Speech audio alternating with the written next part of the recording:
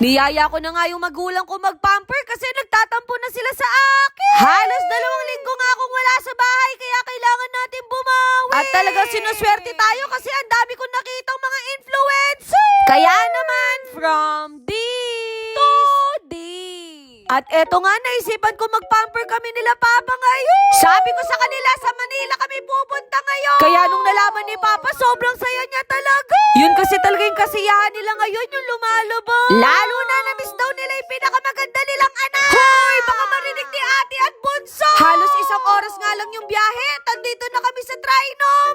Nagpaparinig na nga sa akin si Mama na naputput na daw yung sapatos niya. Kaya naman papalitan na natin siya ng bago.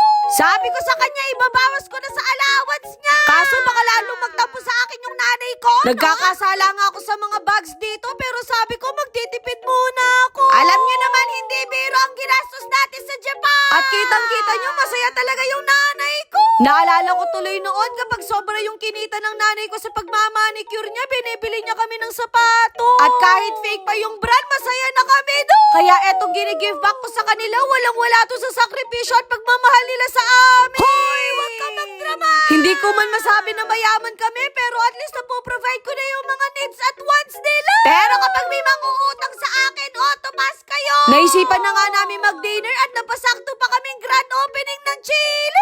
Kaya ayan, napasama pa kami sa raffle, no? Sabi ko na sa inyo, taon talaga natin ngayon. May mga boot nga sila dito, kaya naman ginrab ko na rin. Naloka nga ako kasi ang dami palang mga influencers na nandito. In fairness, pagpasok ko pa lang, na-amaze na ako sa interior nila.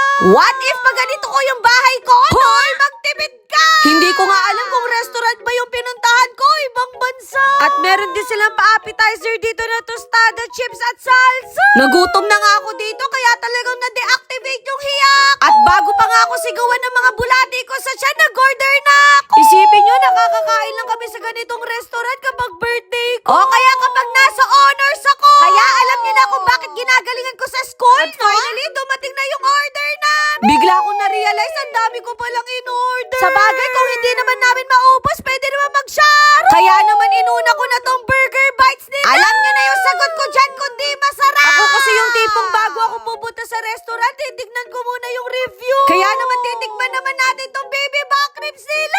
Grabe, para na ako nagmukbang dito. Pasensya na kayo, sobrang saya ko talaga kapag kumakain. Kaya kapag nagka-jowa ako, wag mong ipagkakait sa akin to. At nabigla nga ako kasi meron silang pabingo game. Kapag kasi ikaw yung nanalo, meron kang trip to Bali for 2. Kaya naman game na game ako, no?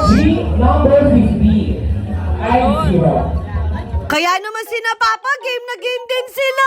Ang swerte nga ng kaibigan ko kasi nakakuha siya ng gift certificate ng Chili's na worth 3,000. Baka naman. Lahat nga ng kumakain dito talagang focus sa paglalaro ng bingo. Na para bang lahat kami meron pinaglalaban. Medyo nakaka-hot seat na nga to kasi halos lahat kami dito, iilan na lang yung number.